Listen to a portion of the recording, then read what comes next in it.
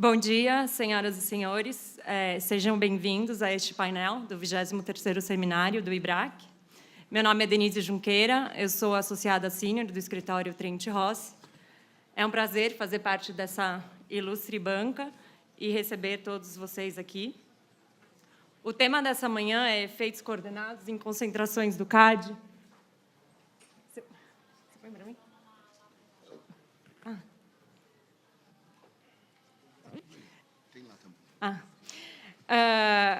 Recentemente, o CAD passou a analisar de forma mais detida efeitos coordenados. Esse gráfico ilustra isso.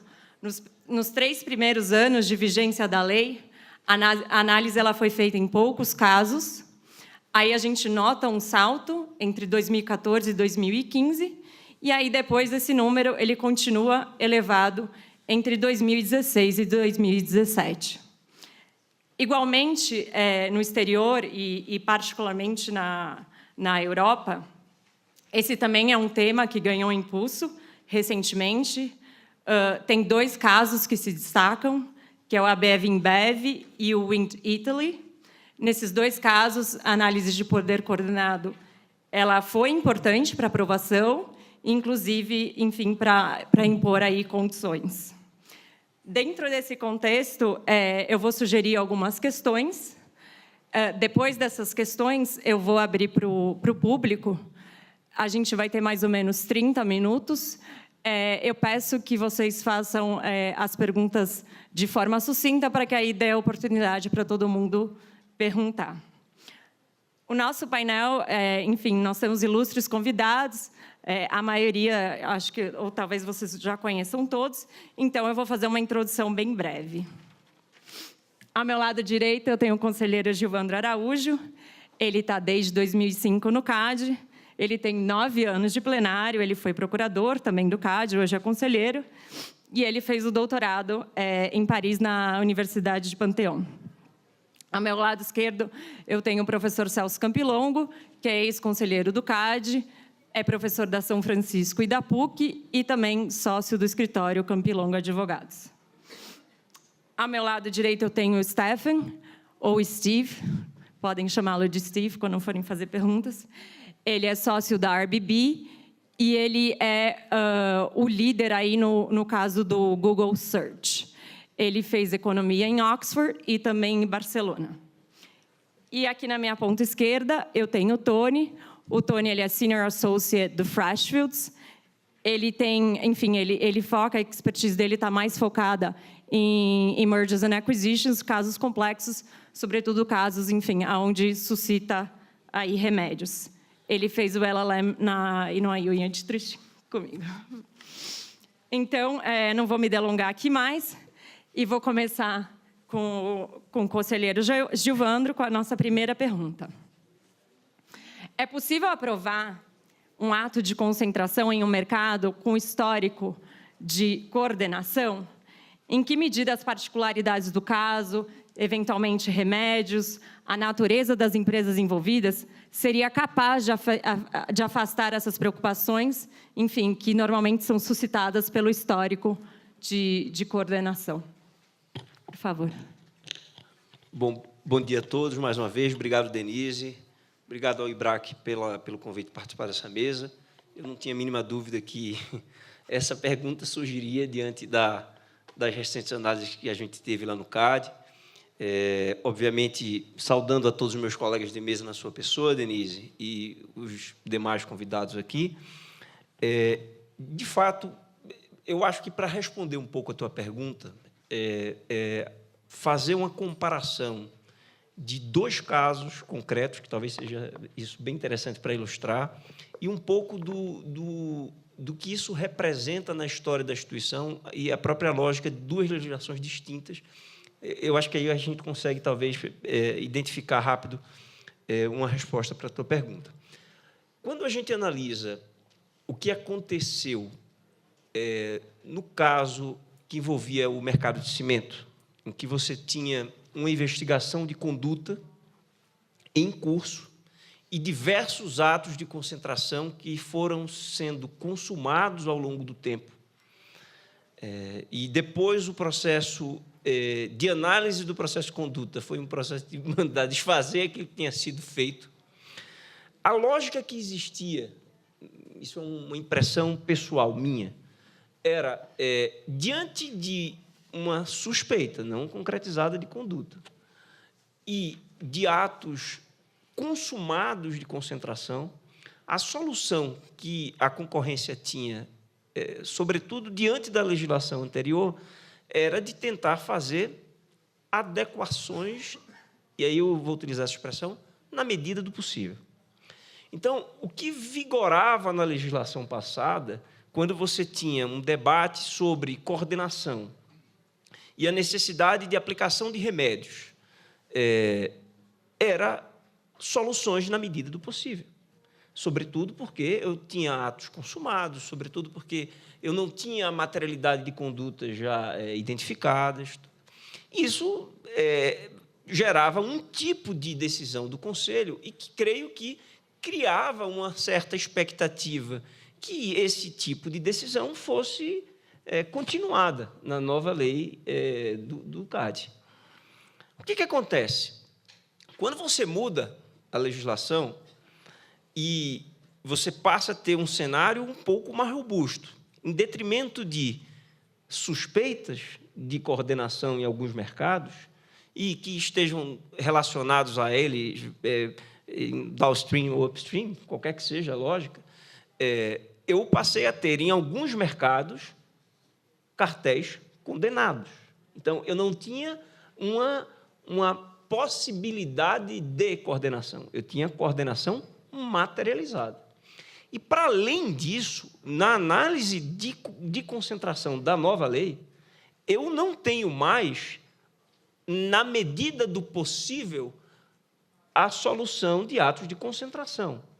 A aplicação dos remédios ela tem que ser um pouco mais além do que isso, porque se a operação não se consumou, o CAD ele tem que ter uma visão prognóstica muito mais efetiva de que a solução que ele vai aplicar para aquele caso, ela, de fato, numa operação que traria problemas concorrenciais, ela vai ser obstada, em grande parte, não só na medida do possível, e que, de fato, aquilo venha trazer também algum benefício para o consumidor, sobretudo em mercados que tenham um histórico de condenação. Então, eu acho que, quando a gente lança esses dois cenários e fala do mercado de cimento, como um exemplo, e esse mercado de petróleo, vamos dizer assim, de uma maneira geral, isso passa a ser bem robusto. Isso passa a te dizer que a pergunta: é possível a aprovação? É possível. Não vamos dizer que não é possível você aprovar atos de concentrações em mercados que têm um histórico de coordenação, de conduta. Só que os desafios eles são muitíssimo maiores. Eles são maiores porque, hoje, em defesa da concorrência, a gente tem o primeiro grande desafio que eu acho é chegar a um remédio, levando em consideração as preocupações individualizadas e atomizadas de cada conselheiro, num prazo muito reduzido, porque você tem a instrução do processo na Superintendência Geral, você tem a discussão de remédios na Superintendência Geral, mas, quando o caso vai ter um grau de afunilamento, você vai precisar ter uma solução. E essa solução não é mais na medida do possível. A solução tem que ter um grau de efetividade muito maior. E aí, esse é o desafio, e é um desafio que faz com que tenha que haver um esforço coletivo e concentrado. Coletivo por quê? Os advogados e as empresas, os economistas, eles têm que apresentar um remédio o mais robusto possível. A partir do momento em que esse remédio é postergado, ou esse remédio ele é lançado como era no passado, eu vou primeiro apresentar aqui para ver se já sair por aqui, tão melhor. Senão, a gente vai aprendendo a par e passo, lançando gotas até chegar à operação. Isso não é mais possível, porque pode ser que, quando você vai chegar lá no processo, acabou o prazo, e você não vai ter tido a solução.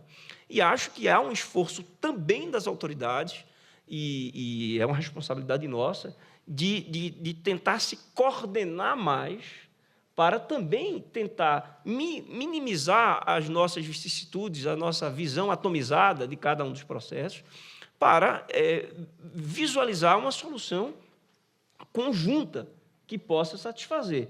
Vamos esquecer a literalidade do texto, vamos esquecer a ideia que nós individualmente teríamos para aquele mercado e vamos pensar em construir soluções que sejam efetivas e que sejam institucionalmente consagradas. Eu acho que isso é que é importante.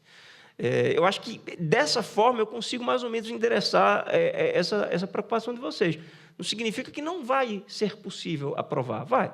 Mas a gente tem que olhar para esse horizonte, para esse cenário, para daí, então, ter uma eventual solução. Muito obrigada. A próxima questão é para o Steve.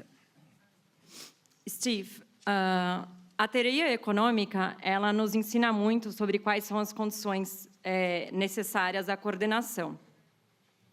De outro lado, ela tem um pouco menos de sucesso em identificar quais dessas condições, na verdade, elas são suficientes para a coordenação. Tanto o CAD como outras autoridades estrangeiras, enfim, na Comissão Europeia também, os guias de merger, eles acabam apontando uma série de fatores que te indicam essa possibilidade de coordenação pós-operação. Tendo isso em mente, como que você equilibraria esses fatores, né? Porque tem fatores, então, que demonstram que um caso seria mais suscetível à coordenação. Então, por exemplo, se no mercado você tem um número reduzido de empresas, e, de outro lado, tem outros fatores que são, na verdade, que mostram um obstáculo à coordenação, como, por exemplo, a inovação, né? Um mercado onde você vê que tem muita inovação. Como que, na sua visão, as autoridades elas deveriam ponderar esses fatores para aí avaliar a probabilidade dessa coordenação? Firstly, thank you very much, Denise, for inviting me here and for your question. So I think I'd start by agreeing with you that, very disappointingly, economic theory cannot predict when coordination will arise. So very sorry about that. Apologies on behalf of economists everywhere. The theory tells us that to sustain coordination, firms need to be patient. And they need to be patient because coordination always involves a temptation to cheat on an inclusive agreement. And by cheating, I mean cutting price or expanding output in order to benefit from higher short-term profits at the expense of those firms that adhere to the inclusive agreement. And the presence of this temptation to cheat is a defining feature of coordination from an economic perspective, and I think we always need to keep that in mind. So if firms are impatient, that is, they place a lot of weight on profits today and not so much weight on profits tomorrow, they're going to find the temptation to cheat overwhelming and coordination won't be sustainable. So economic theory's contribution to the assessment of whether coordination is likely to arise is insight into the factors that affect how patient firms need to be in order to have an incentive to sustain coordination. So factors that increase the degree of patience required are said to make coordination harder to sustain, while factors that reduce the degree of patience required, examples being high market concentration or symmetry, are said to make coordination easier to sustain. So the basic motivation for coordinated effects concerns in a merger context is that a merger can reduce the degree of patience required of firms in order for them to have an incentive to coordinate. So in this sense, economic theory is really making quite a weak statement about the likelihood of a merger to give rise to coordinated effects. If the merger changes some factor that reduces the degree of patience required of firms to coordinate, we don't know that they will in fact collude. Firstly, it's difficult to assess how patient firms are in reality. It's quite an abstract concept, and you won't see many decisions that actually discuss how patient firms are. And secondly, if they weren't coordinating before, that might be due to difficulty in reaching the terms of coordination rather than anything to do with the incentives to sustain coordination, which is what the economic theory focuses on almost exclusively. So having sort of discussed the sort of limitations of economic theory, I think it's fair to say that there's been some general progress in how practitioners go about organizing the insights from this theory into a coherent framework for assessing the likelihood of a merger to give rise to coordinated effects. In the past, some competition authorities, particularly for example, the European Commission, have been accused of applying a so-called checklist approach, which essentially involved looking down these list of factors and ticking off the factors that are present. The problem with an approach like that is that a scorecard approach is essentially arbitrary in the sense that if ticks outweigh crosses, that in no way implies that coordination can be expected. And a single factor like ease of entry or competition in product innovation or sophisticated buying behavior can be sufficient to undermine coordination. So I think a more modern approach to this problem is to accept that coordinated effects require a coherent story that hangs together and is consistent with the evidence about each of three separate questions. Firstly, how are the merged entity and its rivals supposed to reach a tacit understanding? What are the firms actually coordinating on? If they have to agree on many prices, how are they going to do that, particularly if cost or demand conditions are changing regularly and it requires them to kind of regularly come up with new tacit agreements? In the past, the European Commission has not always articulated which precise pricing parameters might form the basis of a hypothesized tacit understanding, or clearly set out how firms are supposed to reach agreement on these terms. So consider, for example, the first Sony BMG case in 2004, where the Commission did not articulate whether coordination would involve discounts applied to individual albums, and if so, how firms would agree on these levels of discounts, and they didn't evaluate how firms would allocate different albums to different price points. So there was a very limited real analysis of how firms would go about reaching the terms of tacit coordination. More recently, however, the European Commission has placed, I think it's fair to say, much more emphasis on articulating coherent theories of coordination and testing these against the available evidence. I think you saw this in the second Sony BMG decision in which the Commission dismissed coordination concerns, and the ABF GBI decision, which involved a finding of coordinated effects. The second question is, how are the merged entity and its rivals supposed to sustain tacit coordination? For example, how are they going to monitor deviations from the agreement? If the theory is that this requires inferring wholesale prices from retail prices, then there needs to be a really detailed assessment of how reliable those inferences are going to be in practice. And you see this in a number of cases where the Commission just says, oh, you can work out wholesale prices by looking at retail prices.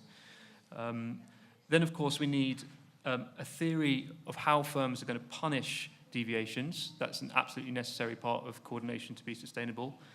And we need to assess whether sustainability is going to be undermined by external factors like strategic buying behavior. And thirdly, and crucially, and again, this is something that has potentially been not given enough attention in the past, is how does the merger really change things? How does the merger change the ability of firms to reach and sustain coordination? And when dealing with an industry that has in the past been very competitive, I think there's some consensus that there should be a high evidentiary hurdle for the authorities to claim that the industry will somehow flip from a competitive situation to coordination, particularly because economists can essentially provide no theory whatsoever to tell us when firms will switch from competitive to coordinated behavior. So to conclude, I think the framework used by the European Commission today in cases after the famous Airtours judgment, cases like Sony BMG 2, ABF GBI, Hutchison 3G Wind, they clearly represent an advance over the traditional checklist approach, but coordinated effects assessment is very far from being an exact science, and there's always going to be plenty of room for controversy over how to kind of weigh up and aggregate the available evidence on each of these three key elements in any particular case and reach a firm view on the likelihood that a merger will give rise to coordinated effects. Thank you very much. So the next question is actually for both Ton and Gilvandro.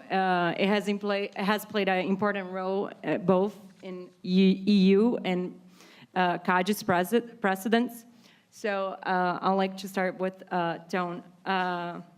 Sorry, perdão, eu passei desculpa para inglês. Você poderia comentar, por favor, por que uma das partes, se em uma operação uma das partes é considerada um maverick, por que essa operação ela seria mais suscetível a suscitar preocupação de efeito coordenado? Thank you very much, Denise, and good morning, everybody. I think to respond to the question about sort of the importance of a maverick in the coordinated effects analysis, it's probably useful just briefly to recall the theory and then sort of illustrate that theory on the basis of a few recent examples, European Commission merger clearance cases. I mean, the theory, Steve already recalled the Air Tours decision, which is obviously sort of the benchmark Court of Justice decision that applies nowadays in Europe for the Commission to prove a coordinated effects case. The decision essentially says that coordination is more likely to arise in markets where it is relatively simple to reach a common understanding of the terms of coordination. And there are sort of three criteria that are attached to that principle. First of all, it must be possible for the firms sort of in the oligopoly to monitor whether the terms of coordination are being adhered to. Secondly, there is a criterion of internal sustainability of the coordination. That is, there must be sort of a deterrent mechanism to which the oligopolists can revert in case there is a deviation from the coordination. And then thirdly, there should also be external sustainability. That is, the level of coordination cannot be sort of attacked from the outside, whether that's as a result of sophisticated customers, or potentially competitors who are not part of the coordinated outcome. And I think that sort of quick introduction on the theory already suggests, I think, where the issue of a maverick or the topic of a maverick comes into the analysis, in the sense that I think a merger which takes out a maverick from the market, obviously, that's at least a theory, takes out sort of a factor which would make the level of coordination sustainable. Yeah, so the role of the maverick is considered to be very important by the Commission, and I assume by other competition authorities, because they a maverick effectively undermines the sustainability of a coordination. Now, to illustrate that with a few examples, I'm going to focus on the telecom sector in Europe, which you probably know has seen sort of a wave of consolidation in the recent past, sort of in the last 5 to 6 years, where the Commission has been called upon to review a number of mobile telecommunication mergers since, I think, the year 2012, with the first mobile case in Austria. That was the acquisition of Orange Austria by Hutchison, H3G. In that case, the focus of the analysis of the Commission was very much on unilateral effects, but the Commission had, in fact, in sort of the decision to open an in-depth investigation, also withheld concerns at the level of coordinated effects. But ultimately, in the final decision, came to the view that there was insufficient evidence to conclude that there was a concern at the level of coordinated effects. That sort of evolved over time, and in the next case in 2014, which was the Irish telecom case, again involving Hutchison, this time acquiring Telefonica Ireland, the Commission's analysis at the level of coordinated effects was more detailed. The final decision of the Commission sort of indicated that there were certain market characteristics, characteristics of the mobile telecommunications market in Ireland, which made the market conducive to coordination. And in particular, the Commission noted that the transaction would essentially result in the elimination of Three, which is sort of the mobile brand of Hutchison, as a maverick on the market. So the Commission had come to the view that Three acted as a maverick, and that as a result of the transaction, that maverick would be taken out of the market. However, in that case, so still the Irish case, the Commission also considered that there were other characteristics of the market which made coordination more difficult. And the main factor that the Commission pointed to in its decision is the presence of a third smaller, much smaller player who would still remain on the market, Aircom, which would have sort of a 20% market share, as opposed to the two big players jointly having an 80% market share. And the Commission considered that that presence, that sort of continued presence of that player on the market was sort of a reason not to withhold or retain coordinated effect concerns.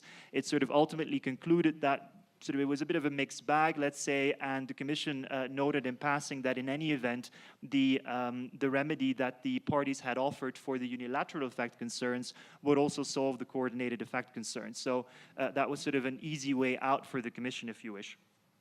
Finally, in 2016, we get to the Italian telecommunications merger. Again, Hutchison, this time forming a joint venture with the Amsterdam-based company VimpelCom, a combination of the 3 brand in Italy with Wind. The creation of a joint venture, and in that case, the Commission really sort of took the coordinated effects analysis to the next level.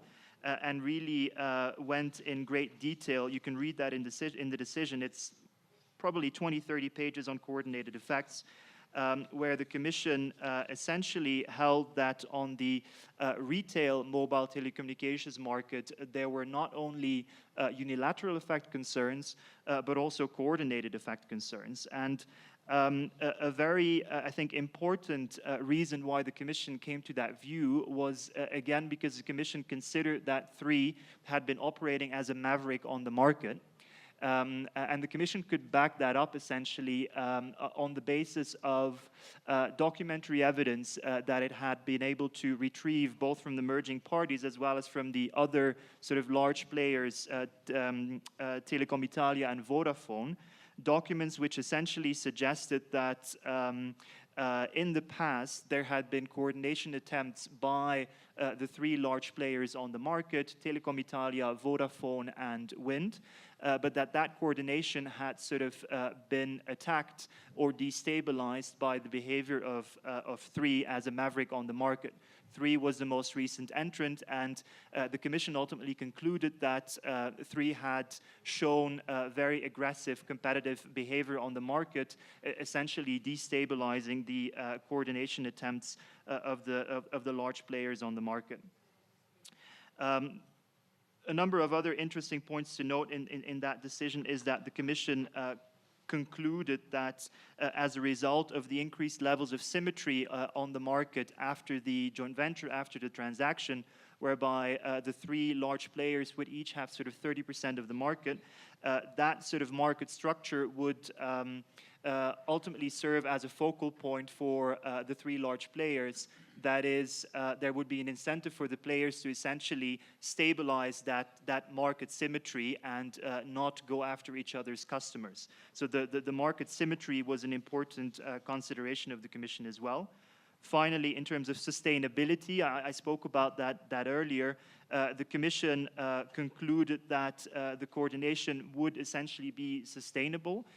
First of all, because the customer base of the merging parties are essentially it's you know, people like us. We are small buyers, and we are not sort of seen to be able to counteract coordination attempts by mobile operators. And then secondly, quite interesting is that the Commission considered that the so-called MVNOs, mobile virtual network operators, i.e.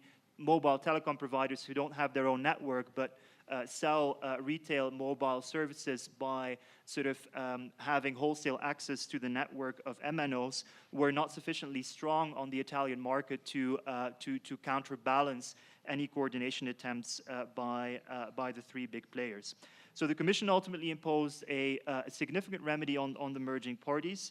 There was an obligation for the joint venture to divest spectrum licenses and essentially create a new MNO on the market. The idea being that obviously that new MNO would sort of take up the role that 3 had performed on the market and become ultimately the maverick.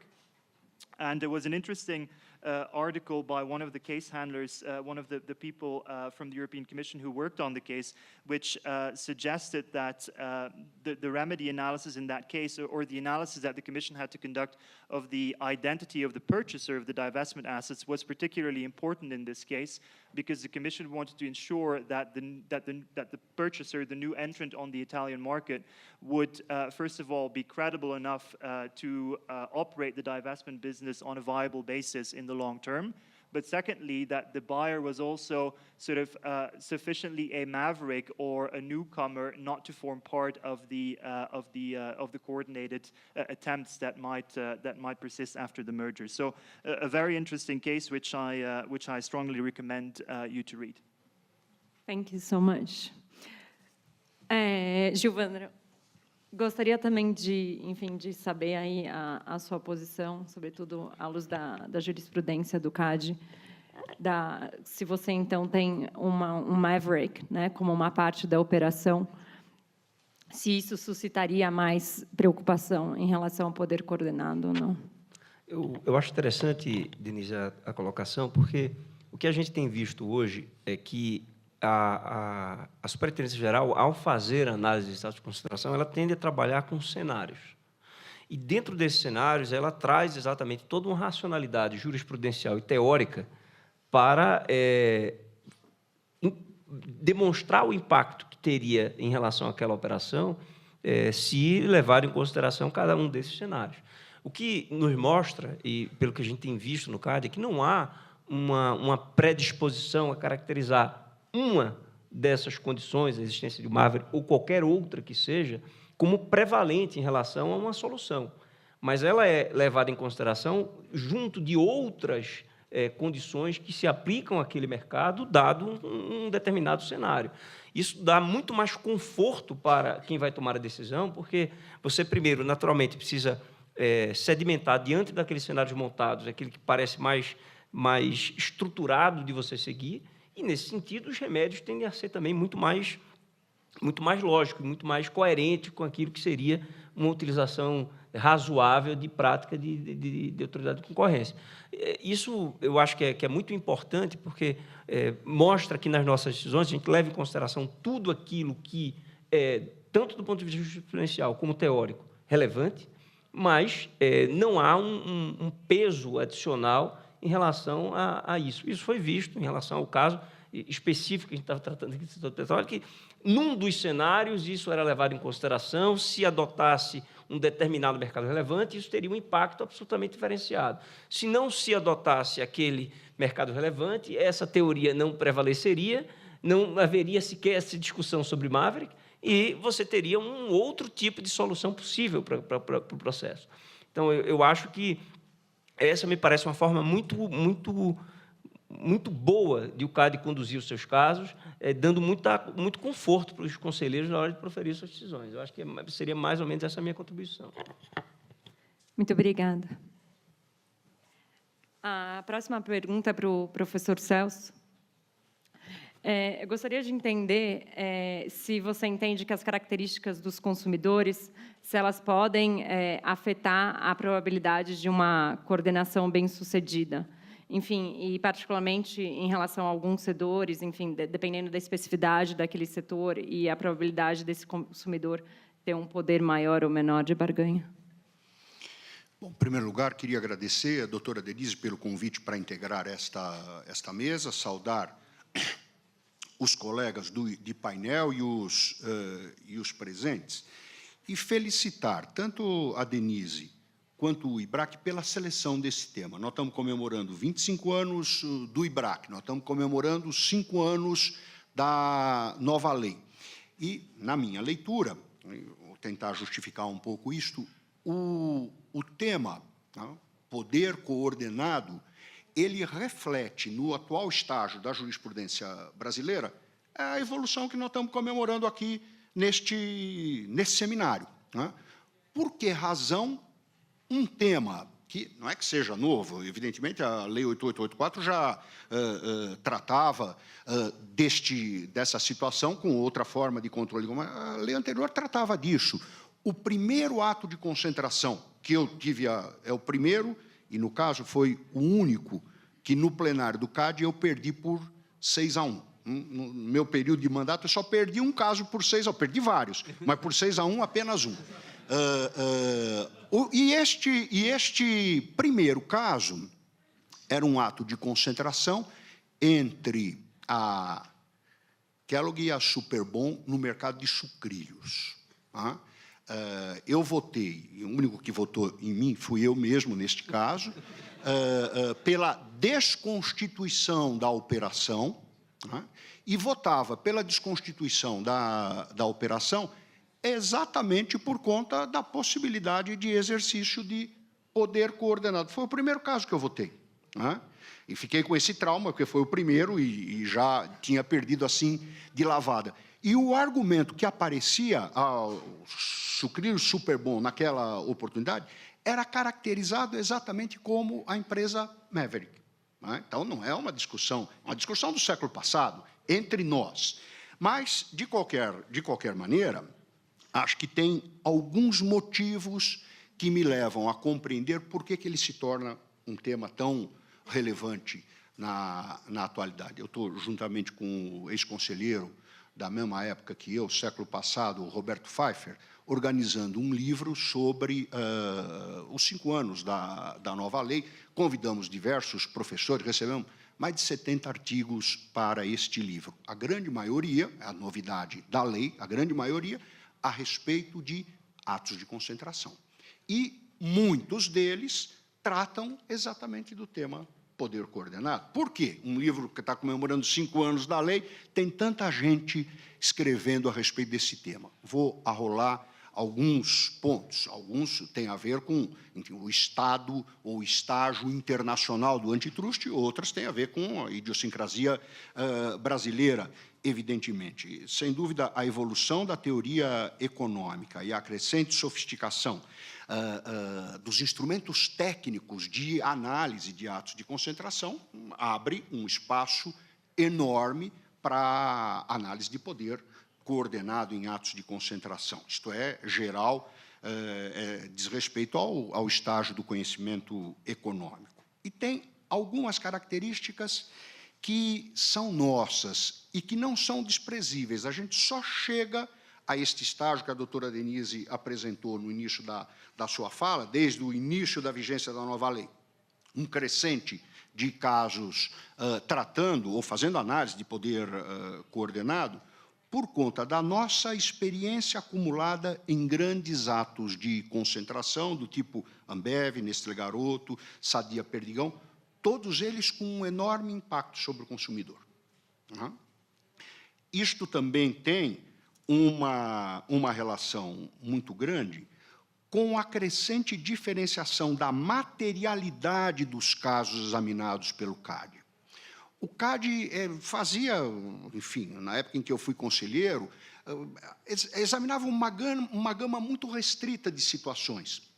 Isto, ao longo dos últimos anos, ganhou uma complexidade, uma sofisticação enorme, o que abre espaço para análise de poder coordenado.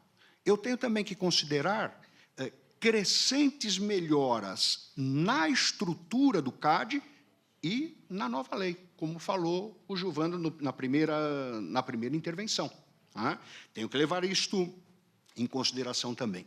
Mas, talvez, de todos esses fatores, o mais relevante, porque aqui eu tenho uma proximidade enorme com o tema poder coordenado, é a experiência que o CAD ganhou, pelo menos nos últimos 10 anos, nos últimos 15 anos, com o programa de leniência e com o desenvolvimento da luta de combate a cartéis. É aqui que eu encontro a explicação de por que esse tema se transformou num tema relevante. Eu vou partir de uma diferença que não é uma diferença usual em análise econômica, antitruste, hardcore. Está presente no trabalho de alguns economistas, especialmente economistas que estudam políticas públicas, e, evidentemente, o antitruste não deixa de ser uma política pública. E está presente também na discussão de advogados, que é a diferença entre risco e perigo. Que riscos corre o consumidor? a que perigos se expõe o consumidor? Quais são os riscos de um ato de concentração ou os riscos de um cartel para o consumidor? Muito brevemente, em que consiste essa diferença entre risco e perigo? Quando eu tomo a decisão, participo da tomada da decisão, esta decisão, para quem toma a decisão, pode gerar riscos. Mas a decisão pode ter reflexo sobre terceiros. Esses terceiros estão expostos ao perigo da decisão por conta de que não participaram do processo de tomada de decisão. Isto tem, na minha maneira de ver, um impacto relevante para a gente responder à pergunta formulada pela doutora Denise e para entender esta questão. Um ato de concentração convencional envolve um risco, e a pergunta que os requerentes formulam ao CAD é justamente essa: a que risco eu estou expondo o mercado? Porque terceiros são vistos como, digamos, destinatários, ou, eventualmente, os prejudicados ou as vítimas de uma concentração. Eu posso ter concorrentes que se expõem a este perigo, não estão participando do ato de concentração, mas podem ter efeitos negativos, sofrer os efeitos negativos. Ou eu tenho consumidores que se expõem. Claro que os consumidores podem, eventualmente, também tirar vantagens de um ato de concentração, mas estou trabalhando com a diferença risco-perigo. Quem se expõe majoritariamente aos perigos são os consumidores ou os concorrentes. Num ato de concentração que envolva poder coordenado, a figura muda ligeiramente de foco, como se eu estivesse tratando de uma decisão de quem requer a fusão, a concentração, e, portanto, se expõe a riscos, mas participam por conta da enorme possibilidade de coordenação. Participam igualmente dos riscos quem tem a capacidade de fazer o trabalho coordenado. Eu tenho uma espécie de socialização dos riscos, quando a análise do ato de concentração leva em consideração poder coordenado. Estes, que têm a capacidade de coordenação, expõem os terceiros a risco, ou, no caso do consumidor, a um perigo. É essa a sua pergunta, em termos muito abstratos, muito teóricos. Vamos ver como é que o CAD, ou como é que a jurisprudência, não é nem a do CAD, é internacional. Os casos que eu vou mencionar aqui, eu identifiquei na jurisprudência do CAD. Vou citar os mercados, mas é evidente que isto ocorre na experiência internacional. Estou fazendo uma divisão entre dois tipos de consumidor. Um consumidor prisioneiro ou capturado, ou seja, um consumidor que tem poucas alternativas, e, ao contrário disso, um consumidor com amplas possibilidades de escolha, ou seja, um consumidor que se expõe menos aos riscos do exercício de poder coordenado. Vou apontar algumas diferenças, indicando os casos rapidamente, que já estou com o meu tempo aqui encerrado. Eu tenho um consumidor com poucas alternativas ou capturado quando eu tenho poucas empresas e marcas muito importantes. E o inverso, um consumidor com capacidade de escolha, possibilidade de escolhas, quando eu tenho muitas empresas, muitas marcas. Eu estou fazendo aqui quase que uma referência expressa ao caso JBS em massa de pizza. O CAD diz isso. Vamos pensar noutra diferença. Baixa rivalidade ou alta rivalidade e muitas marcas. É isso que foi dito no caso, que acabou nem sendo julgado, de serviços petrolíferos, o Halliburton. Além disso, eu tenho também produtos homogêneos do lado do consumidor com poucas alternativas. É o caso de postos de gasolina, é o caso de equipamentos para dentistas. Estou pegando o caso da jurisprudência do CAD que eu encontrei. Esses 20, aproximadamente, que a doutora Denise apontou. De outro lado, eu tenho, onde o consumidor tem margem de escolha elevada ou razoável diferenciação dos produtos. Onde eu tenho esta diferenciação, o consumidor também tem possibilidade de escolha, não está tão exposto a esse perigo.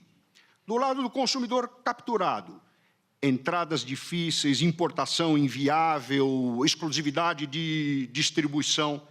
Do outro lado, o inverso a tudo isso, entradas fáceis. Tá? Eu tenho também um consumidor prisioneiro em mercados que se expõem a baixa inovação, pincéis e brochas, baixa inovação. De outro lado, eu tenho uma capacidade de reação muito maior do consumidor, de não ficar aprisionado, onde eu tenho alta inovação. Ou então, um consumidor com poucas alternativas, onde eu tenho baixa elasticidade da demanda, baixa elasticidade do produto, e o contrário, um consumidor livre, onde eu tenho o inverso.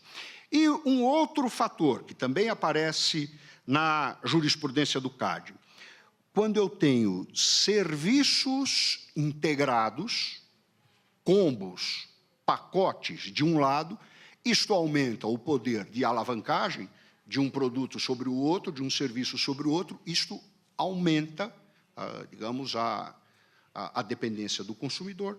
Do lado oposto, onde eu tenho baixa integração de produtos ou de serviços, isto tende a expandir a possibilidade de escolha do consumidor. Então, eu responderia dessa maneira, do ponto de vista teórico, com a diferença risco-perigo. Do ponto de vista empírico da jurisprudência do CAD, a prática do CAD aponta para essas diferenças. Né? Todos esses casos, ainda que não enfatizem, foi uma leitura que eu fiz para responder a pergunta formulada para a Denise. Em todos esses casos, o consumidor é tratado dessa maneira, ou de um lado ou de outro. Então, isso tem um impacto enorme no exame de poder coordenado. Muito obrigada. A próxima pergunta é para o Steve. Steve, uma operação que aumenta o contato por meio de múltiplos mercados, ela necessariamente aumenta a preocupação em relação ao efeito coordenado? Ou não? Ou seja, na verdade, se não houver uma redução de número de concorrentes, em qualquer mercado individual, não deveria suscitar essa preocupação? So I think it's fair to say there is consensus from theoretical literature, at least, that under some circumstances, increased multi-market contact can make coordination easier to sustain. And this can, in principle, occur even without a reduction in the number of competitors in any particular relevant market. And the starting point to understand this is that asymmetry can make coordination very, very hard to sustain. And there are various different ways in which firms can be asymmetric, and there are many different economic models that sort of address each of these. But one sort of common possibility is you might have a market where some firms are in some sense large, perhaps they've got a broad product range, and other firms are in some sense small with narrower product ranges. And the smaller firm may have a greater willingness to cheat, both because they receive a smaller share of the collusive profits, and because when they cheat, much of the diversion will come from the portfolio of the larger firm rather than its own portfolio. In addition, the large firms may have relatively limited incentives to punish a smaller firm because doing so will harm its profitability across its wide range of products. So smaller firms benefit less from adherence to coordination and have more to gain from deviation than larger firms. And this is certainly an idea that arises in the Hutchison 3G wind case, which Tone talked about already. The significance of multi-market contact is that if firms interact with each other across multiple markets, then this may smooth over the asymmetries within individual markets, allowing coordination to be sustained across all markets. So to take an example, if firm 1 has a small presence in geographic market A, and firm 2 is big in this market, it may be very difficult to induce firm 1 to adhere to coordination. However, suppose firm 2 now acquires a small firm in geographic market B, where firm 1 has a big position. it might now be possible to sustain coordination in both markets, because now firm 1 may fear retaliation in market B if it were to cut price in market A, whereas firm 2 may fear retaliation in market A if it were to cut price in market B. And this type of thing was a source of concern in the beer merger, AB InBev SAB Miller, where the Commission considered that the merger would lead to a significant increase in multi-market contact between ABI and its close competitors Heineken and Carlsberg. And in this case, the Commission considered that major brewers were price leaders in some markets and price followers in other markets. And ABI was generally considered to be something of a price follower in the EEA. And it was thought that the transaction would add several leadership positions to its sort of portfolio, and particularly in Eastern Europe. And these new leadership positions would actually increase the punishment potential of Carlsberg and Heineken, and therefore increase the commitment of ABI to set prices in a coordinated way throughout the EEA.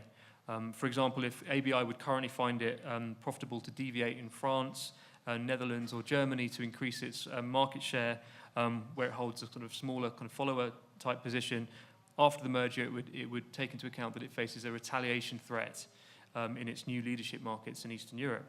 And this could reduce ABI's incentives to deviate from coordination. So while this mechanism, I think, could give rise to an increase in the stability of collusion in principle, I think it's not entirely clear from this decision that the Commission really went into the detail on some of the other factors that are required for conditions for coordinated effects concerns to arise. It was certainly nothing like as detailed as the Hutchison 3G wind case.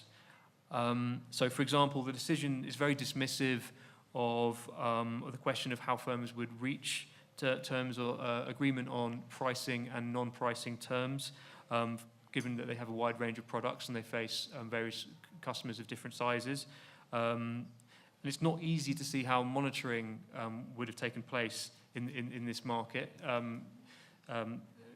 since wholesale prices were essentially sort of unobservable. And while there was transparency at the retail level, it's not entirely clear that this would have given rise to an ability to monitor deviations on factors like promotion and display, which are part of the negotiation with individual customers. And I think it's also kind of under-addressed in that decision the role that strategic buying behaviour could play. If you think about all the things a supermarket could do to try to, a major supermarket could do to try and destabilise coordination, particularly when any kind of monitoring mechanism relies on monitoring retail prices. More generally, I think it's important to bear in mind that multi-market contact does not in and of itself increase the risk of coordination. If it's not possible for two firms to sustain coordination in a particular market, then it won't be possible for them to sustain coordination in multiple markets that just mirror the conditions of the first market. Because while the ability to punish in multiple markets makes coordination easier to sustain, the ability to deviate simultaneously in multiple markets will tend to make coordination harder to sustain. So where the markets in question are mere replicas of one another, these two effects will tend to offset each other, and so we can't just say increase in multi-market contact gives rise to increase in coordination incentives. There needs to be a much more detailed theory. In the past, the European Commission has pointed to multi-market contact as a factor that facilitates coordination.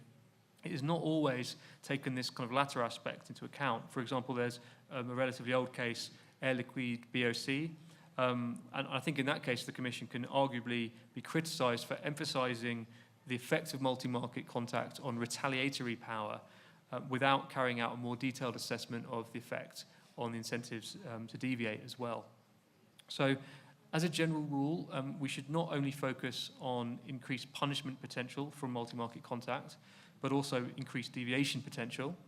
And we shouldn't just count increments in multi-market contact to conclude that a merger gives rise to an increased risk of coordination. there needs to be analysis of how asymmetry was a destabilizing factor pre-merger in an individual market, and how multi-market contact arising from the merger by reducing asymmetry across a broader set of markets makes coordination more sustainable.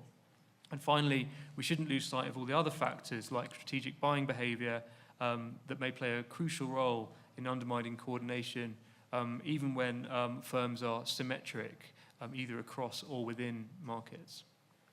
Muito obrigada. A próxima pergunta é para o Tony. No seu entendimento, bom, só, na verdade, para dar uma introdução, a aprovação de uma operação, como todos nós aqui sabemos, ela pode estar condicionada à adoção de remédios estruturais ou comportamentais. No seu entendimento, as preocupações relativas à coordenação, elas normalmente despertam mais a necessidade de um remédio estrutural ou um remédio comportamental? Thanks, Denise. I think that's a very interesting question. I think in your introduction you mentioned that I've done quite a few remedy cases before the European Commission, and it's a topic which can get me emotional. You might not be able to tell from my face, but I'll try to stick to the facts. And I think it's probably an obvious statement that the Commission has a clear preference for structural remedies, that is, divestitures. Yeah, the remedies notice says that in so many words, because the Commission considers that they are essentially the best way to maintain or to restore the competitive market structure. And an additional reason for that preference is also because there is a benefit with structural remedies with divestitures as opposed to behavioral commitments, that is, that they do not require typically long-term monitoring post-divestiture. The remedies notice explicitly says that behavioral remedies can be accepted, but only in exceptional circumstances.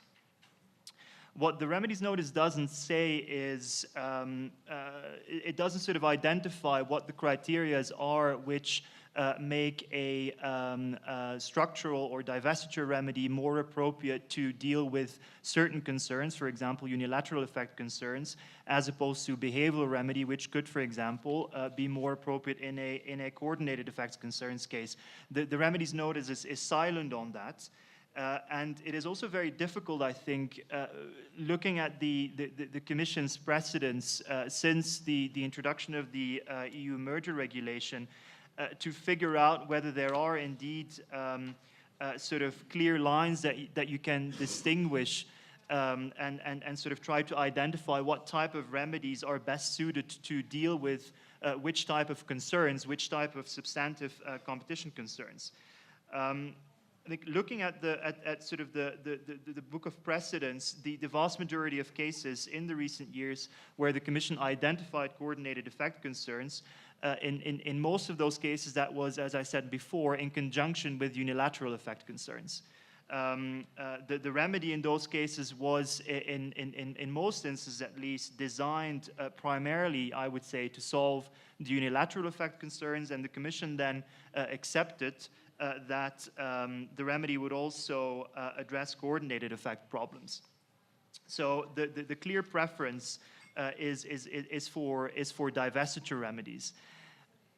There was an interesting study in 2010 by Nicolas Petit, who is a professor of competition law at the University of Liège in Belgium. He sort of took the time to review the Commission's precedents where remedies had been imposed for coordinated effects cases, and essentially distilled three types of remedies. The first one being the classical structural remedies, sort of divestitures. The second one being quasi-structural remedies, such as, for example, the termination of structural links between members, competitors of an oligopoly. And the third type, other types of behavioral remedies, such as, for example, a commitment to refrain from publishing price lists, to deal with the transparency in the market. Nicolas Petit's conclusion was that at phase one, so the decisions of the Commission at phase one, type 1 and type 2, so the real structural and the quasi-structural remedies were as frequently imposed. whereas real behavioral commitments were only very rarely imposed. That is in two cases. One case in 1992, the Nestlé Perrier case, and one case in 1999, a case, I'm not even going to bother trying to pronounce the names of the parties, but it was a case in Denmark involving slaughterhouses. Two very interesting cases. The type 3 remedies, so the behavioral commitments, were imposed alongside proper structural remedies, so not on a standalone basis. And essentially, the commitment of the parties was to stop communicating certain information, such as sales volumes, on a consistent basis to the market, in order to, as I mentioned, deal with the transparency in the market. Now, in sort of preparation for this panel, I went back and sort of looked at the cases which fell outside of the scope of Nicolas Petit's analysis, and looked at the precedents where the Commission imposed remedies in situations where coordinated effects had been identified, and I couldn't find a single case where a behavioral remedy was actually accepted by the Commission or was offered by the parties, which I found quite remarkable. So in all the cases, the Commission insisted on a structural remedy, that is a divestiture of the overlap, essentially. And I think that's interesting, mainly because if you go back to the Air Tours decision that I was quoting from earlier, where the court set out clear criteria which need to be met for coordination to arise, I think it's quite a stretch to rule out behavioral remedies for coordinated effects cases from the outset, because I would argue that by means of a behavioral remedy, you could actually deal effectively with one of the 3 or 4 prongs of the Air Tours test. Yeah?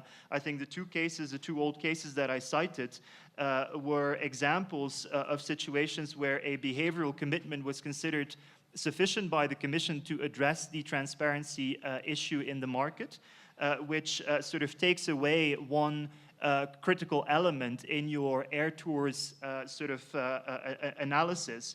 And I would argue that that is something which should remain a possibility in coordinated effects cases to avoid the so-called false positives. And I think that there have been studies conducted by scholars which show that remedy cases have not necessarily had any positive effects on the market, and I think it's important to make sure that the right balance is struck in terms of what is required to actually solve competition concerns.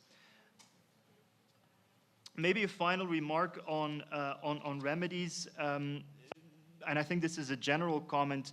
What we see, I think, in Europe is sort of an increasing focus of the Commission on the design of remedies, making sure that a remedy will be effective and will remain sort of a competitive force in the long run. This has translated in Europe in sort of an increasing focus of the Commission on the so-called purchaser criteria, which are essentially the criteria that you need to spell out in your commitments text, which a purchaser needs to meet. I think that's an important development in Europe. A second point is that the Commission has, in recent years, been more demanding in terms of requiring upfront buyers from merging parties, i.e. a commitment from the merging parties not to close their main transaction until they have found a purchaser for the remedy assets. That was, for example, also a relevant point in the Italian telecoms case I pointed to earlier, where the Commission was adamant to ensure that the purchaser, as I mentioned before, would have the right capacities and the capabilities to ensure that the market would remain competitive. They would have, I think they would have imposed, the Commission would have imposed an upfront buyer requirement, but the parties were actually able to conclude a deal before the Commission cleared the transaction, a so-called fix-it first, giving the opportunity to the Commission to actually review the purchaser, the identity of the purchaser, before giving clearance for the transaction. And that is a trend which I think we as a firm have seen consistently over the past few years. Obrigada. A última pergunta, antes da gente abrir para o público aqui, para o auditório, é para o professor Celso. Quais são as lições mais importantes que podemos tirar dos casos de cartéis e aí para nos auxiliar a apreciar atos de concentração no futuro? Bom, essa acho uma pergunta muito relevante, porque aqui nós estamos entre dois extremos. De um lado, atos de concentração de baixa complexidade, e de outro, o cartel, a figura mais forte do direito antitruste. E os atos de concentração, com análise de poder coordenado, ocupam quase que uma posição intermediária entre esses dois extremos. Então, digamos, o fim da linha é o cartel, né? A teoria a respeito dos cartéis, sem dúvida alguma, tem, na minha leitura, muita importância, muito peso para a análise de poder coordenado. Então, a pergunta é muito pertinente. É possível dizer, não é? Novamente, não é linguagem de economista, eu nem precisaria estar dizendo isso, não sou um economista, que um ponto nuclear do antitruste, o antitruste é um tipo de direito, diferentemente de quase todas as outras áreas do direito, são facilitadores do diálogo, da conversa. O antitruste é um direito caracterizado pela proibição da conversa entre competidores. Quando eu estou tratando de poder coordenado, né, é exatamente disso, né? Tem conversa que vocês não podem realizar. É a identidade ou a proximidade da análise de poder coordenado com a colusão tácita, ainda que não seja a única figura, com os cartéis, sem dúvida alguma, mas até mesmo com o convite à cartelização. Eu tenho uma analogia de todas essas figuras com as análises de exercício de poder coordenado em atos de concentração. Bom, nestes casos, a análise antitruste trabalha com aquilo que os economistas chamam de presunções estruturais que estão presentes em casos de poder coordenado, né? E são presunções estruturais que, na minha leitura de não economista, presunções estruturais construídas a partir da experiência em casos de cartéis, em análise de cartéis. São as presunções que estão, por exemplo, no nosso guia. Né? Há uma afinidade, não é uma identidade, mas há uma afinidade entre aquelas presunções estruturais para casos de exercício de poder coordenado e análise de cartéis. Isto aproxima um pouco. Nós temos algo a aprender com os casos de cartéis. Mas, de outro lado, também a análise de casos de cartéis não é que possa contribuir muito, por uma razão que me parece importante. Tem aqui os dois, por uma coincidência, autores desse trabalho estão aí. É um trabalho que ainda não foi divulgado, mas eu pedi autorização para eles para mencionar. Um trabalho realizado no Banco Mundial. O doutor Guilherme Falco, que trabalha no Banco Mundial, é um dos autores do trabalho, e a doutora Bianca Tavolari fez o trabalho com ele, um trabalho entregue para o Banco Mundial, ainda não publicado. Examinaram 61 casos, julgamentos de cartéis, julgamentos realizados pelo CAD. Dos 61 casos que eles examinaram, uma amostra quase da totalidade dos casos de cartel. Não é a totalidade, mas é uma amostra muito significativa. Em 60 dos 61 casos que eles examinaram, praticamente não existe análise econômica nenhuma. E não é um defeito, uma carência da jurisprudência do CAD. É uma orientação universal para esse tipo de análise. O exame, especialmente da prova econômica, em casos de cartéis, ele é secundário, subsidiário. Não é isto o que ocorre se eu examinar os 20 casos da jurisprudência do CAD a partir da lei nova. Nestes 20 casos, o que eu tenho é análise econômica muito sofisticada, definição de mercado relevante detalhada, análise do impacto disso sobre o consumidor. Foram aquelas coisas que eu enumerei para tentar responder a primeira pergunta. Então, a análise econômica tende a ser muito mais sofisticada quando eu tenho atos de concentração, onde o problema do poder coordenado apareça, e ela tende a ser paupérrima nos atos nos casos de análise de cartel. Eles examinaram, tem um caso, é o único caso de cartel em que aparece análise econômica, segundo o que eles me relataram, nem sabia deste dado, é um caso de venda de próteses para o INSS. E, mesmo assim, naquele caso onde foi feita uma análise econômica, a análise não é exauriente, é uma análise que, enfim, foi feita, ela existe. Nos outros 60, ela sequer existe. Então, eu acho que nós temos a aprender com os casos de cartéis por conta destas presunções estruturais inspiradas nos casos de cartéis. Mas não tenho muito a aprender nos casos de cartéis no que se refere à análise econômica.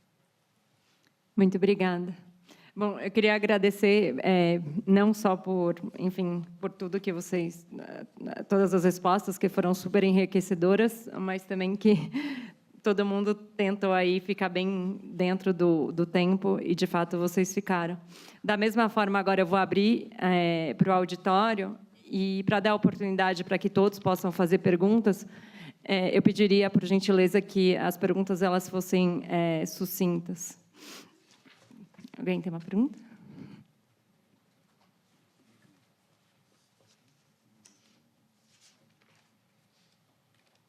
Não se acanhe. Bom, então, para aquecer, eu deixo a mesa fazer pergunta para a própria mesa. Você quer fazer alguma pergunta, Steve? Would you like to make any question to anyone? Okay, I have a moment to think, but yeah.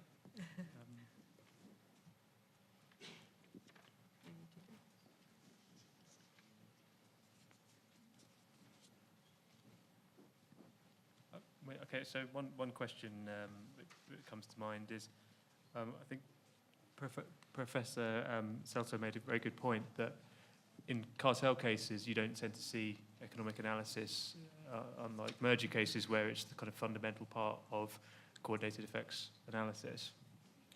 Is that simply, I mean, is that because, in a sense, if you think of a cartel case, the defense, it had no effect, shouldn't be a good defense, in the same way that if you try to murder someone and you fail to murder them, attempted murder is still a crime. Or is that, or do we think that actually, if I can show that there's no effect of a cartel, I should be able to kind of get off the hook?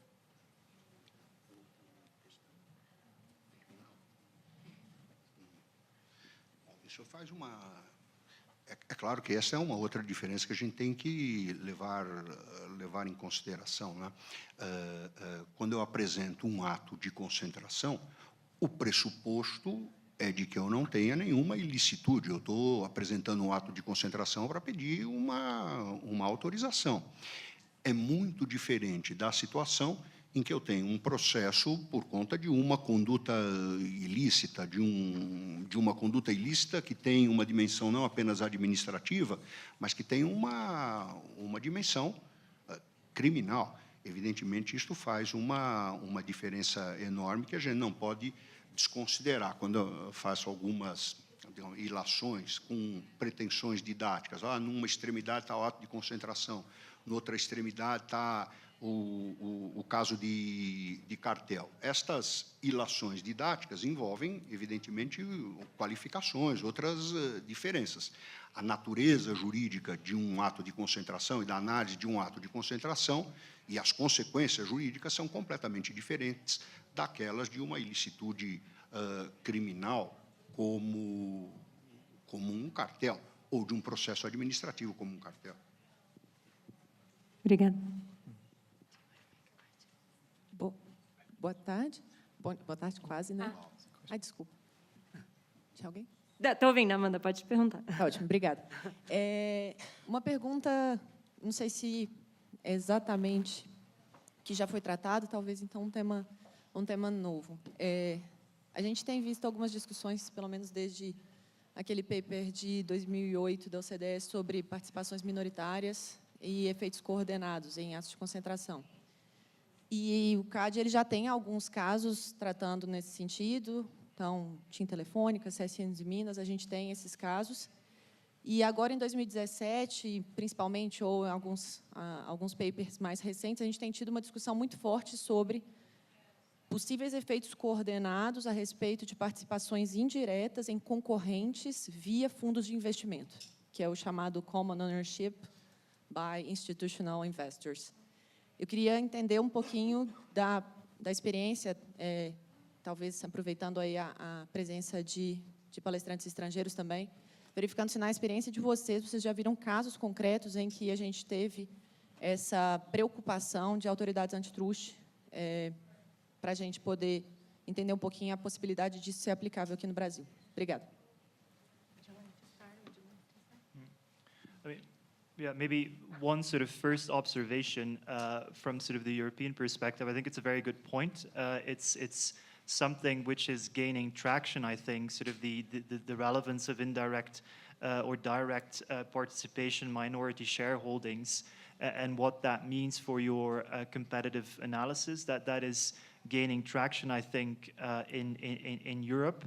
I think it's a problematic trend. I think we'll have to see where the Commission comes out at. But I think one point worthwhile noting is that there was some of that in the Dow DuPont case. I think there is one particular annex in the Commission's decision, which was recently published, and which I must admit I haven't gotten through it all, because it's sort of 1,000 pages long. But there was an important consideration that the Commission attached indeed to common ownership, minority shareholdings in the agro sector. Now, I'm not sure. Maybe Steve, you know whether that was sort of linked to coordination, to coordinated effects. But it's definitely something that is moving in Europe, and I think we've seen it in a number of other cases as well. So I think there is an important distinction to be made between the sort of softening of competition that can arise from cross-shareholdings and of a true coordinated effects concern. Because I think in Dow DuPont, the theory was related to the idea that if I own a small part of another competitor, or if there's a kind of common investor who can influence my pricing decisions, then there will actually be an increased risk of unilateral effects. Because when I'm thinking about whether to increase my price, let's keep it simple and not get into innovation, which is obviously a big part of Dow DuPont, but let's keep it simple and think about price. If I increase my price, obviously as a result of the merger, I now internalize I internalize some part of the diversion that goes to competitors. I think the idea with cross-shareholdings is that I actually also internalize some of the diversion that goes to other competitors, and that can essentially lead to a sort of general softening of the degree of competition in a market, and it doesn't hinge on any of the kind of what you might call the air tours factors. It's not to do with monitoring and punishing and sustaining something where there's a short-term incentive to deviate. It's actually a unilateral effect in the sense that there's no short-term incentive to deviate from this softened state of competition, because the softened state of competition arises from taking into account that I gain if I lose a little bit of demand to some of the kind of other participants in the market. Obrigada. O professor Celso gostaria de fazer um comentário. Muito breve comentário à pergunta da doutora Amanda. Claro, eu tive que falar as duas perguntas que a mesa me formulou, uma sobre consumidor, outra sobre cartéis, e acho que esse foi um ponto, está tocando num ponto muito importante para a análise de poder coordenado, que acho que um tema derivado deste é o da relação entre poder coordenado e o direito societário. E isto aparece na jurisprudência do CAD. Não é? Muitos dos casos, e então eu tenho a sugestão de programa de compliance, eu tenho a sugestão de Chinese Wall, ou seja, medidas que estão muito relacionadas ao direito societário e ao exercício de poder coordenado. Quer dizer, a gente pode estabelecer analogia do exercício do poder coordenado com o cartel, com colusão tácita, com o convite à cartelização, mas a gente também pode estabelecer este tipo de analogia com outras figuras, por exemplo, o papel dos fundos de investimento ou a questão dos interlocking, nestas situações de poder, de análise de poder coordenado. Então, eu achei que a sua observação é muito pertinente. Obrigada. Bom dia. Isso. Meu nome é Vinícius. Eu acho que o painel de hoje trouxe muita discussão sobre o poder coordenado numa situação fictícia pós-fusão, em que a autoridade vai verificar até que ponto a fusão não pode ser um veículo, ou a concentração não pode ser um veículo que vai facilitar um poder coordenado no futuro. Mas eu queria trazer uma reflexão e um questionamento para o Gilvandro e também para os demais integrantes da mesa da experiência internacional sobre uma questão da coordenação anterior à concentração. A gente sabe que o CAD pede aos requerentes que informem se o mercado já encontra-se cartelizado. E aí, duas perguntas que eu queria suscitar são as seguintes. A primeira, na esteira da semana passada, que houve uma reprovação pelo CAD de que as requerentes tinham um histórico possível de coordenação em razão de laços familiares. Eu queria entender de vocês qual a opinião de vocês em que medida o CAD se convence de que há um nível possível de coordenação em determinado mercado. Ou seja, o que é suficiente para o CAD? Tem que haver uma condenação em uma outra investigação em que já fique provado que o mercado está cartelizado, ou apenas indícios já é suficiente que o CAD trate aquele ato de concentração de uma forma um pouco mais cética, talvez? E uma segunda pergunta, também relacionada à primeira, muitas vezes o mercado pode aparentar sinais de colusão, mas isso vem da própria requerente, que ela pode ter feito um TCC naquele mercado, ou ela pode ter feito uma leniência naquele mercado. Esse histórico de colaboração com o CAD, no momento em que ela vai apresentar um ato de concentração, o CAD vai puni-la por esse histórico de cooperação, de colaboração, porque não necessariamente quando ela resolveu tomar a decisão de fazer um TCC, ela quis realmente admitir a prática ilícita, o crime, etc., mas apenas encerrar a investigação. E, pouco tempo depois, ela resolve fazer uma concentração, notifica o CAD e se pega numa situação difícil que pode ser ter que descrever um mercado que pode ter sinais de colusão ou não. Então, só entender e pedir a opinião de vocês sobre esses pontos, por favor. Obrigada. Joia, obrigado, Vinícius. Bom, primeiro, em relação ao primeiro tema, que é dizer o que é que o CAD considera como indício, ou quais são os indícios que seriam suficientes, etc.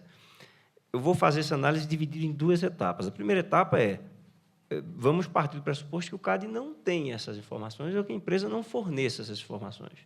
Então, havendo uma aprovação e surgindo esse fato, a lei resolve esse tipo de situação dizendo que a operação pode ser revista. Por quê? Porque é um fato novo que modifica o conteúdo de análise que o CAD teria que ter observado ao adjudicar aquele ato de concentração.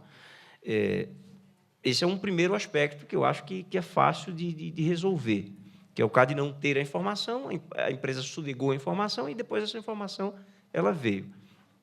O segundo cenário é que não vai haver uma resposta pronta, nem números clausos que eu possa te indicar do que é que seria suficiente para o CAD entender como indícios ou como prova de coordenação das empresas. Isso vai partir muito da casuística. Você tem que fazer, a cada processo que você está analisando, uma identificação fotográfica daquela realidade de mercado. Isso já começa a conversar com a tua outra pergunta. A celebração de um TCC com uma confissão, aquilo não é tido como um demérito ou um mérito para a empresa. Para um ato de concentração, aquilo é um fato. É dizer, olha, existiu um cartel num dado mercado e esse cartel tanto existiu que essa empresa confessou que esse cartel existiu. Então, isso é fato. Não é até porque o ato de concentração, a minha leitura, ele jamais implica punição para a empresa. Ele é uma autorização, ela é uma adjudicação. Então, não receber a adjudicação para aquela fusão ou para aquele controle, aquisição de controle, não significa que eu estou sancionando a empresa. Significa que, olha, isso que você me apresentou, eu não tenho como adjudicar. Você não preencheu os critérios que eu teria para te adjudicar. E a gente utiliza sempre uma metáfora muito simplória, dizendo, olha, se eu quiser construir um prédio de 5 andares no Lago Sul, em Brasília, eu não vou construir esse prédio. Por quê? Porque eu não tenho como ultrapassar os limites que são prefixados pela legislação. A diferença é que os critérios utilizados por CAD para adjudicação ou não são critérios totalmente objetivos. Eles vão ter um grau de interpretação e que essa interpretação de não autorização se deve a uma análise de dinâmica, uma análise de mercado. Então, esse seria um pouco como eu endereçaria esses teus questionamentos.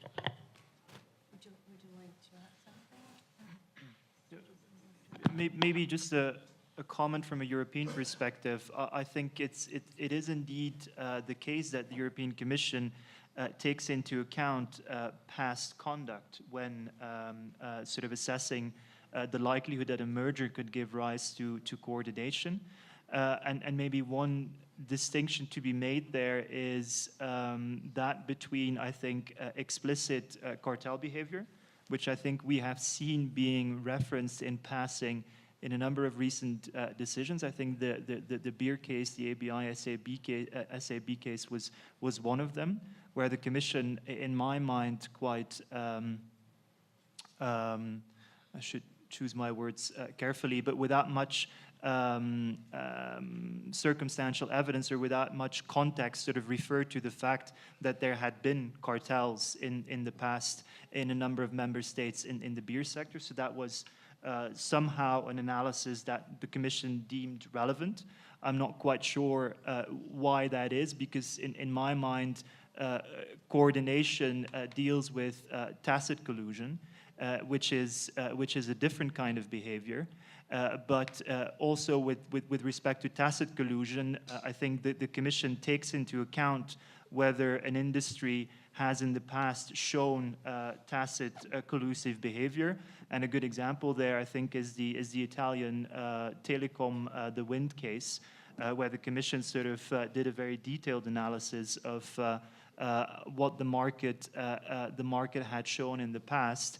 And I think, rightly or wrongly, and my colleagues back home in Brussels would without doubt consider wrongly, came to the view that the market had shown tacit collusion in the past. So that was definitely considered to be relevant.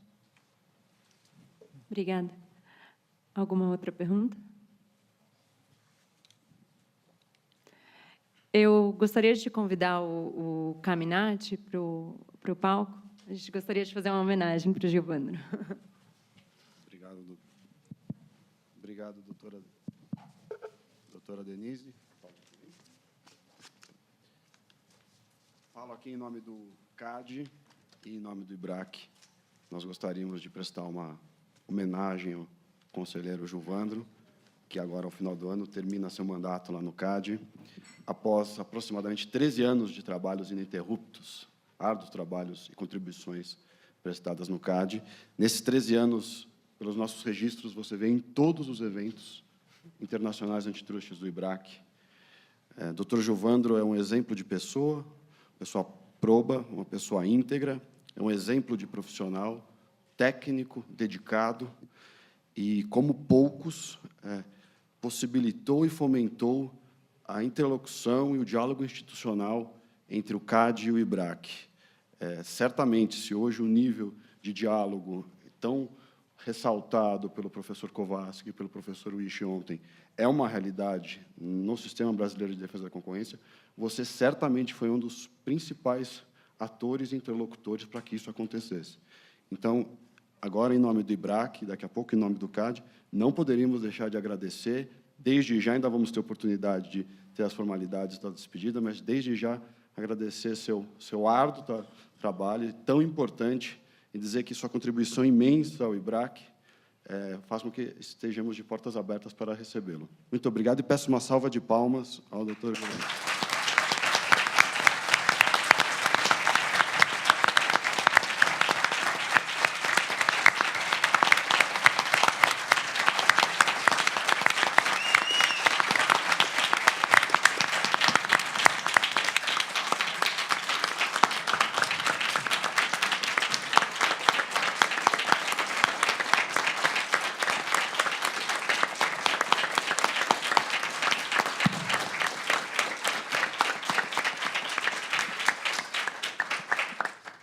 Dr. Vitor Rufino, que por mais ou aproximadamente 10 anos teve o privilégio de trabalhar com você, Giovandro, falará em nome do CAD algumas palavras. Obrigado.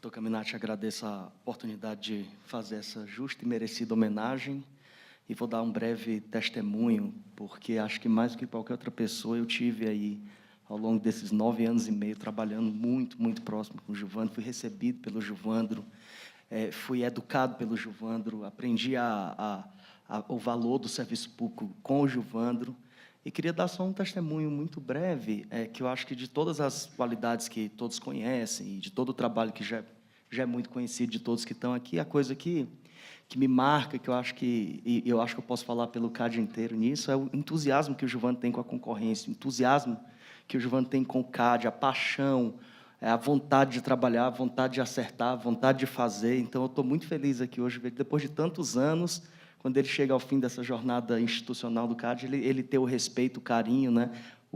A boa vontade e toda essa energia positiva que a gente está vendo aqui hoje. Eu sei que a qualquer coisa que o Giovandro for fazer na próxima etapa da carreira dele, vai ser com essa mesma paixão, com essa mesma intensidade, e onde quer que ele esteja, vai ser produtivo, vai ser bom. A gente deseja boa sorte e tem certeza que vai dar tudo certo por causa dessas características tão boas, né? Obrigado.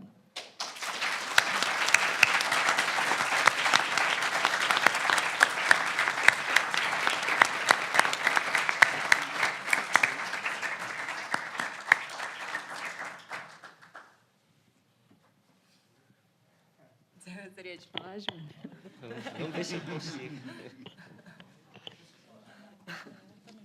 Então, tem que fazer um teste, eu tenho que ver como é que estão meus nervos, para ver se eu consigo falar. É fácil falar assim, mas quando você fica comovido... Obrigada.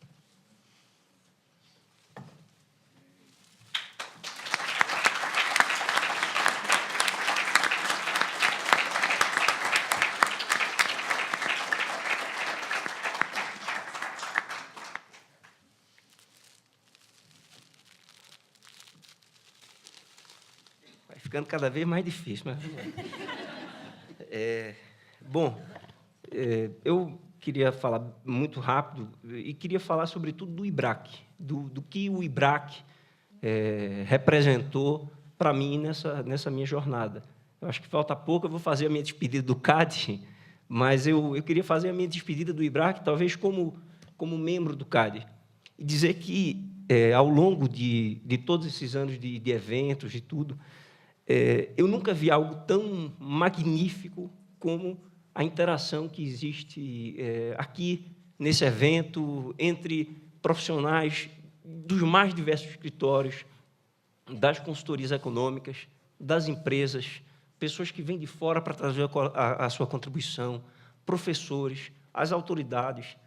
Como é possível a gente ter, no Brasil, um comprometimento coletivo em prol de algo muito maior, que o que se busca aqui a cada um desses eventos é um ambiente de defesa da concorrência muito mais saudável, muito mais equilibrado, muito mais técnico, algo que você possa trazer através do envolvimento coletivo mesmo.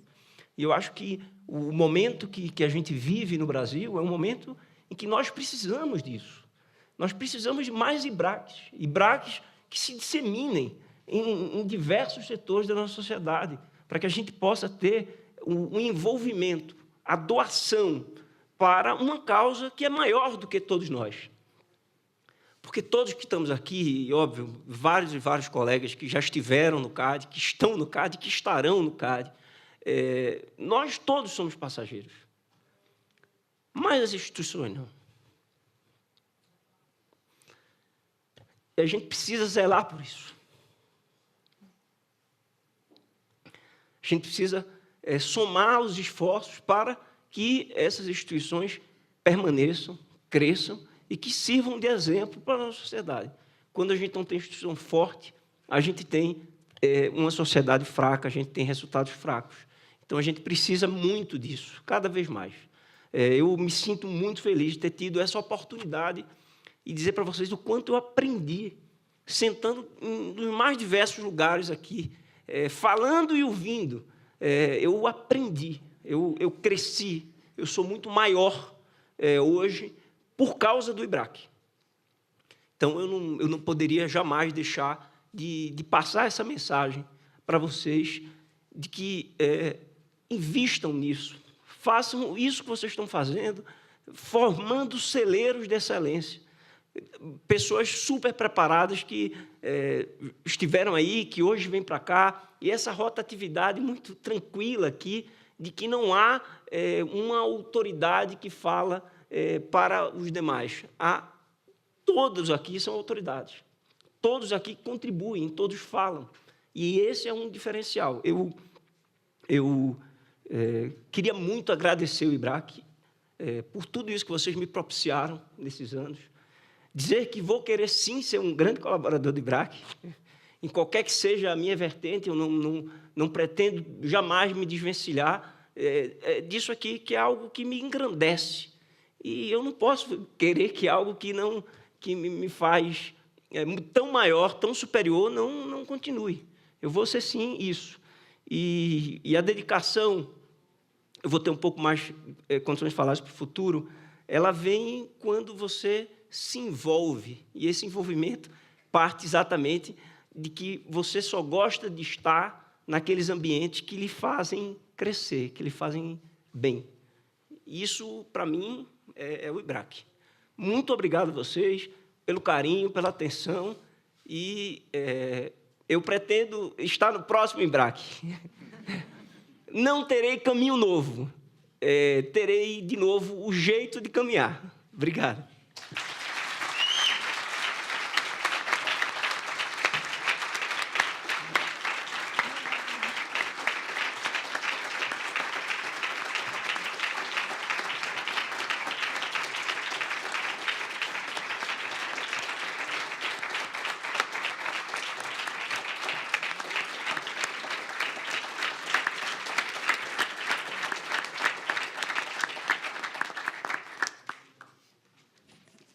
Muito obrigada a todos, e especialmente a Givandro, por todos esses anos de dedicação.